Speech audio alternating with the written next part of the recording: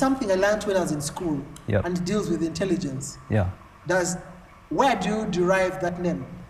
Actually, IQ, to me, IQ does not mean intelligence quotients. Yes. Because I'm not intelligent. I know myself. Oh. Yeah. To me, IQ means insane by qualification. Insane by qualification. Yeah. Because my friends used to tell me that whenever we could speak randomly, Yes. when I don't know anything, I find people laughing. So I had this good friend of mine who could tell me, "You man, you are insane." So I decided to take up that name with comedy. With comedy. Yeah. Wow, that's quite interesting, and I like the way you twist it. You know, the IQ. Yeah. So when you come out and tell people that your name is IQ, Yep. do they ever ask you other questions apart from its meaning?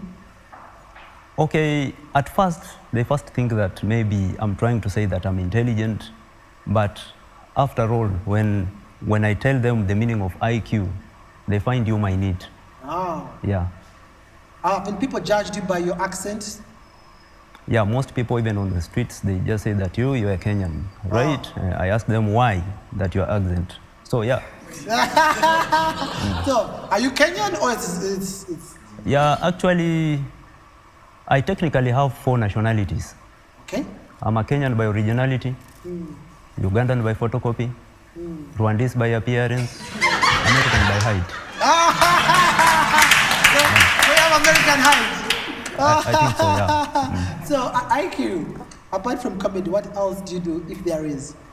Okay, apart from comedy, I'm a legal correspondent with Reuters. It's a UK news agency. A writer. Yeah.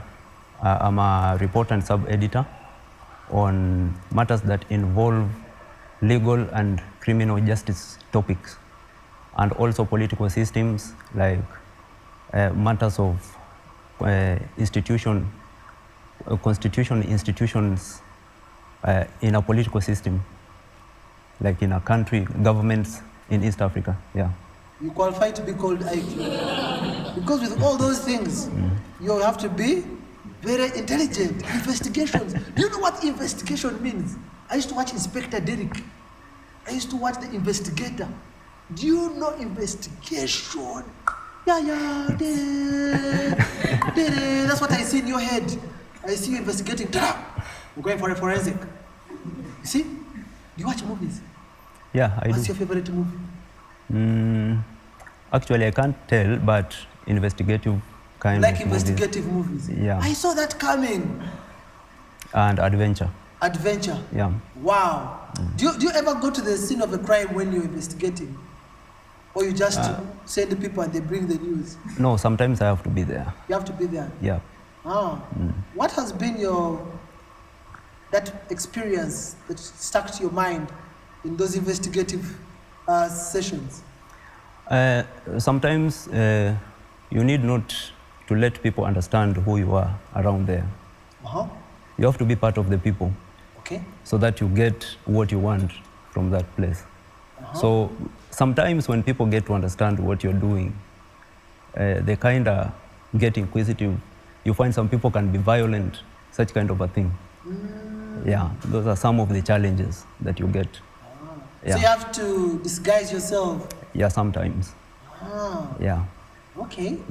That's quite interesting. But all in all, it's some kind of work based on journalism, yet I didn't study journalism. What did you study? I did law in Makerere University. You're a lawyer? Yeah. Hey! You are serious? That is serious. You know, I wanted to become a lawyer, but I failed along the way. I was even admitted for law, but the first lecture we had, they gave us a test, and it was a land matter. And they said, assume you're the judge, how would you deal with this case? A few minutes in the paper, I had finished. They couldn't believe how bright I was. Only to read my answer, it was, this case is difficult, settle out of court. That's how I was chased out of the law class. So, do we ever see you in court defending somebody? Or you decided to leave that stuff? I'm not a qualified lawyer. I didn't go to Kenya School of Law, LDC. Okay. Yeah, I decided to branch for masters in international relations and diplomatic studies. Yeah. But Though, who are you? IQ, who are you? yeah, though I didn't finish. Yeah, I stopped on the way. Then Then you took up. I later got a scholarship in Canada, where my fiance is. I can call her ex-fiance or fiance. Yeah, I have a kid with her. So the father had banned me from going there because. Whoa. You have a kid with her? Yeah. And the father had banned. The father had filed a case against me because by the time she got pregnant, The father it was kind the of Canadian. Yeah, the Canadian lady. She was 17 years. She had come around Makerere University and we met. She was 17 years. So the father was very, very annoyed. I don't know whether it was racism or I was against the law. I think it was racism. Yeah, but later he came to. She was 17, turning 18. How many months by that time? Was it exactly 17? Okay. Or they were like 8 months into the 18th Even year? if it remains one day, she's 17. Oh. Yeah. So later, he had to become my good buddy. Your father-in-law? Got for me a scholarship. Your father-in-law got you a scholarship? Yeah, I went to Canada. So when I was there for a short time, I lost my father. I got so depressed, I had to come back. Your father in Uganda, Kenya, or the one in Canada? In Kenya. In Kenya? Yeah. Okay. So I had to come back. Ah. Yes. So your child is in Canada? Yeah, he's in Canada. So that means you're also a Canadian partly? Partly. Because of that? Yeah, Wow. technically. Technically, you're Canadian. Yeah. By birth, because it's your child. Yes, that makes you Canadian. Oh, so do you ever go to Canada? Yeah, I've gone there like twice. Yeah, to see my daughter. See your daughter. Yeah. Do you plan to take up the mother seriously till further notice? Or that was mother notice just?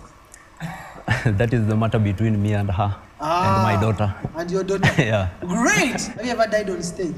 I've ever died on stage How very was many it? times. Actually, The real death, the serious death the serious death that is almost made you fail to resurrect. there was a very big audience in somewhere in Kalerwe. There's a club the called suburb in Uganda. there's a club called DB9. Yes. But it was a Uganda audience. Yes. Very big Local audience. audience. Yeah, so I went there with some of my fellow comedians. It was, I remember, Bluetooth, Gad, and others, Living Thomas. So we went there. We were English comedians. And we were very sure that we were going to make those people laugh. So I went on stage. And first of all, sometimes when I'm addressing a very big audience, I go on stage while rapping. So I went while rapping. I caught attention. How were you rapping? Oh, it was like this. It is in Swahili. Yes, yes.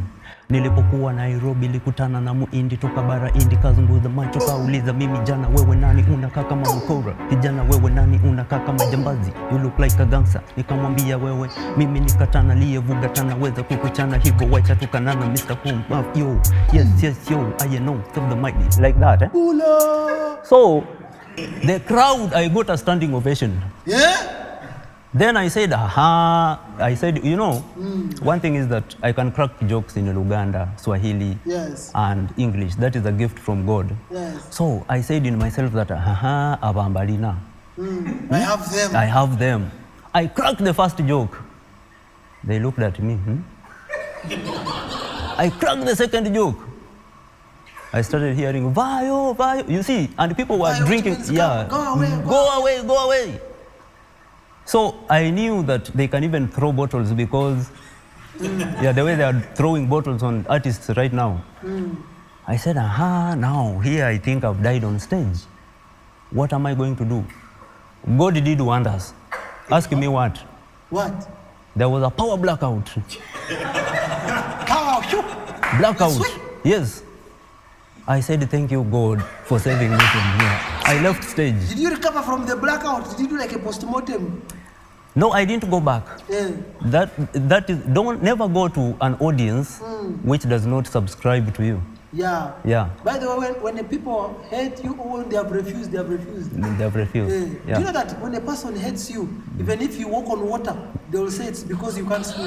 Somehow they'll look for an excuse. Yeah? Absolutely. It was good to have you on the show, my brother IQ. What message do you have for the people out there? For the people out there, what I can say is that do whatever you do. It doesn't matter how people say or what people think about you. Do whatever you do. Because we are in comedy, we thought that we can come in comedy and we make a living out of it. I used to see Pablo during those days, and I could say that if I happened to greet Pablo like this, I would have made it in life. But right now I can greet Pablo, but still don't make it in life. You see? But now, do whatever you do with passion. Pablo used to tell us that don't think about money, think about other things. Maybe after, what comedy will bring you, the proceeds that comedy will bring. So I remember I went to comic for the competition, and actually the winner was supposed to win 10 million shillings and a car. But we have a family friend, he's called Dr. Lincoln Parker, he's from Canada. He happened to follow that thing. He asked me, hey, you're a comedian? I said, yes.